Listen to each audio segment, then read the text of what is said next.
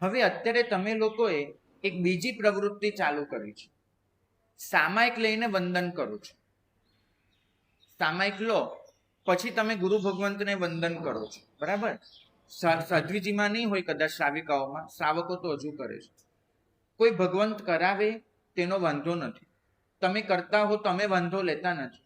બાકી ખરેખર સામાયિક લઈને પછી વંદન કરવાનું ત્યાં રહેતું નથી. ક્યારે? પચખાણ પછી. જો વંદન કરવું જ હોય, વંદન કરવું હોય તો સામાયિક લો પછી તરત વંદન કરી લો. પછી મુપત્તિ પલેવીને પચખાણ લો. કારણ કે મુપત્તિ પલેવીને પચખાણ લીધું એ આવશ્યક ક્રિયાનો ભાગ છે. જ્યારે તમે જે અભૂખ્યોના પાઠથી વંદન કરો છો એ આવશ્યક ક્રિયાનો ભાગ નથી. તો ઉચિત રીતે તો એ વસ્તુ હોય કે તમે આવો સામાયિક લેવાની શરૂઆત કરો એ પહેલા સ્થાપનાજીને વંદન કરી લો, અથવા તો વડીલ બિરાજમાન હોય તો વંદન કરી લો. એ વંદન આવી ગયું એ પછી તમારે અભૂખ્યો સાથે કોઈ વંદન ખરેખર કરવાનું